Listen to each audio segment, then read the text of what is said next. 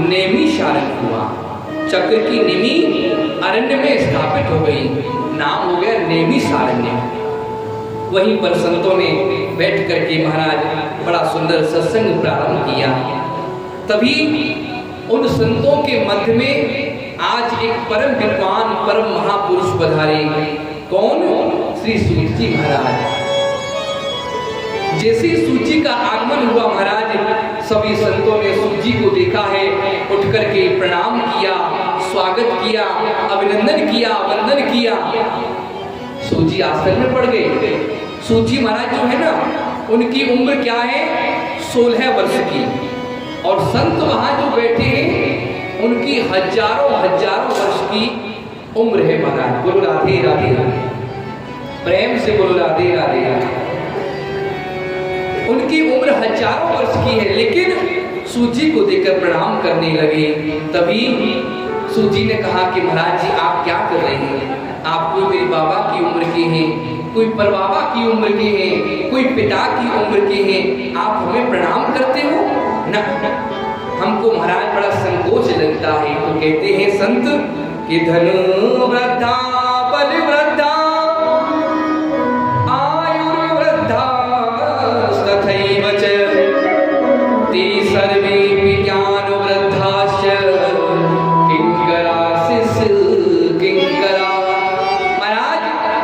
बल में बड़ा होता है, कोई धन में बड़ा होता है, कोई आयु में बड़ा होता है, लेकिन जो ज्ञान में बड़े होते हैं ना, वो सबसे बड़े होते हैं। ज्ञान सबसे बड़ी संपत्ति है।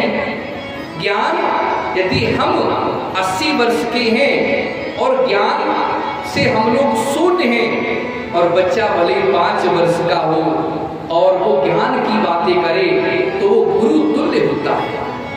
बोले आप साक्षात ज्ञान की मूर्ति हैं। आज आपके यहाँ आने से हमारे मन में जो संदेह है, आप उस संदेह को दूर करो। देखो संतों ने यहाँ बड़ी सुंदर बात कही, अपने लिए नहीं, जगत कल्याण के लिए।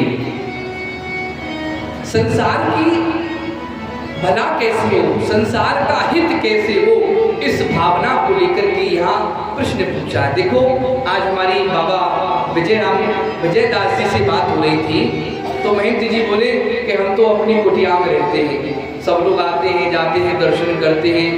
बहुत से लोग पूछते कि बाबा दिखाई नहीं देते, बाबा हर समय अपनी कुटिया में रहते हैं। देखो बात बताऊं मैं आपको, संत का क्षण और अन्न का कण कभी बर्बाद मत करना। संत का क्षण बड़ा कीमती होता है महाराज। क्यों? कि संत हर समय भगवान की साधना में रहता है, भगवान के भजन में रहता है। हम जितना समय उनका बर्बाद करेंगे तब तक उनकी 2-4 मालाएं हो जाएंगी। इसलिए संतों के पास जाइए, संतों से पूछना है तो संतों से ये पूछो कि भगवान के प्रति हमारा प्रेम कैसे बढ़े। हमको भगवान की अमुक माला करनी है तो उसका नियम क्या है, कथा सुननी है तो उसका नियम क्या है, माँ भगवती का हमको दर्शन करना है, उनकी विधि क्या है, ये सब बातें संतों से पूछनी चाहिए। तो उनको भी कहने में आनंद आवे और आपको भी लाभ मिले। लेकिन संसार के लोग महाराज जाएंगे बस क्या कहेंगे, और हमारी माताएं जाती हैं तो बस यही कहती हैं, बाबा एक बात बताओ ना, हमारो लाला है बड़ा परेशान रहे हुए, खूब प्रयास किए माने परंतु बाकी कहूँ नौकरी नहीं लगी। बाबा कछु जानते हो तो हमारे लाला की नौकरी लग जाए ना। अरे संतों के पास जाकर आप छोटी सी वस्तु मांगते हैं, माताएं जाती है पूरे हमारे बहू के विवाह को कई वर्ष हो गए बाबा, अभी तक कोई बालक नहीं है। अरे संत इस बात को क्या बतावेंगे, हमारे भाग्य में हमारे प्रारब्ध में जो होगा वो तो हमको मिलना ही है। संतों के पास तो जाकर केवल भगवत प्राप्ति की बात पूछनी चाहिए। तो संत का क्षण अन्न का कण कभी बर्बाद मत करना। तो यहाँ संतों ने सूची से कहा हम आपसे एक नहीं आज 6 प्रश्न करना चाहते हैं। बोले कौन कौन से महाराज? सूची महाराज बड़े प्रसन्न हो गए, गदगद हो गए, बोले धन्य है, अपने लिए नहीं संसार के हित के लिए पूछ रहे हो तो अवश्य बताऊंगा मैं आपको। तो यहाँ कहते हैं कि अज्ञान भान विध्वंसे कोटि सूर्य समप्रभ सूताख्या ही कथा सारम मम कर्ण रसायनम। बोले महाराज आप तो अज्ञान रूपी अंधकार को दूर करने में एक नहीं कितने करोड़ों करोड़ों सूर्य के समान प्रकाश देने वाले हैं। आप हमारे अज्ञान रूपी जो अंधकार हमारे आपके ऊपर भी अंधकार है, हमारे हृदय में जो बैठा है क्या, काम क्रोध लोभ मोह अहंकार, ये अंधकार ही है हमारे हृदय में है। अब इनसे मुक्ति पाने के लिए उपाय क्या है? बोले सूथा क्या ही कथा सारम मम कर्ण रसायनम। कि सूची महाराज आप कोई ऐसी कथा सुनाइए जिस कथा को सुनने से हमारे कानों में ऐसी औषधि जावे ताकि ये संसार की बातें दूर हो जावे और भगवान का नाम अधिक से अधिक सुनने को मिले। ऐसी कोई कथा सुनाओ। तीसरी बात यहाँ पर कही कि भक्ति ज्ञान विराग तो विवेको वर्धते महान माया मोह निराशस्य वैष्णवी क्रियते कथम। बोले ऐसी सुंदर कथा सुनाओ महाराज, ऐसी सुंदर कथा सुनाओ जिस कथा को सुनने से हमारे हृदय में भक्ति ज्ञान वैराग्य सबकी उत्पत्ति हो जाती है। ऐसी कथा सुननी चाहिए और ऐसी कथा को सुनने से ही हमारे जीवन में भक्ति प्राप्त होती है। अब संसार की कथा आप लोग सुनेंगे तो संसार ही चलेगा हृदय में। अब कहते हैं ना कि महाराज जी जो होते हैं आजकल कथावाचक चुटकुला नहीं सुनाते हैं। कोई चुटकुला सुना भी हंसी का, भैया मैं आपसे फिर बार बार यही कहूंगा, ये श्रीमद् भागवत ऐसी परम पावन संगीता है, ये साक्षात कल्प वृक्ष है। आप इसकी समक्ष आकर तो देखो। मैंने कहा आपसे 7 दिन में आपके जीवन में जो भी कोई मनोकामना हो श्रीमद् भागवत जी की शरण में आकर के अपनी बात को रख देना। 7 दिन प्रेम से कथा सुनना, निस्वार्थ भाव होकर कथा सुनना, आपके मन में जो कामना है वो भागवत जी अवश्य पूर्ण करेंगे।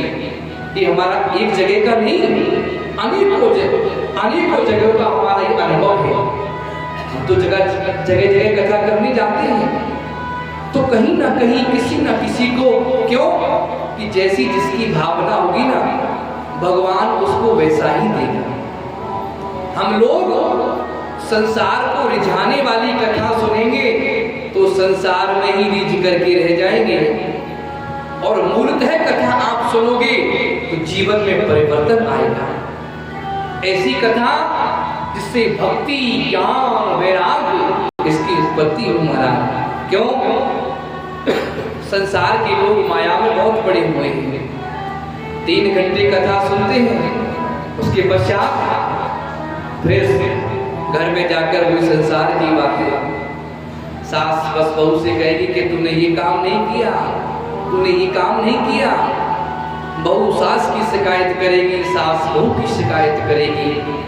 कभी बेटा से शिकायत होगी, कभी पति से शिकायत होगी, कभी धन को लेकर शिकायत होगी, कभी बच्चों को लेकर शिकायत होगी। देखो ये हमारा जो जीवन है ना क्या है, ये शिकायत का पुतला है। हम जब छोटे होते हैं तब भी हमारी शिकायत होती है। पिताजी से कहते हैं ना, बार बार यही कहते हैं, हमको खिलौना लेकर के नहीं आए पापा, मम्मी हमको आप चॉकलेट दिला के नहीं लाई। तो बच्चे की शिकायत बनी रहती है।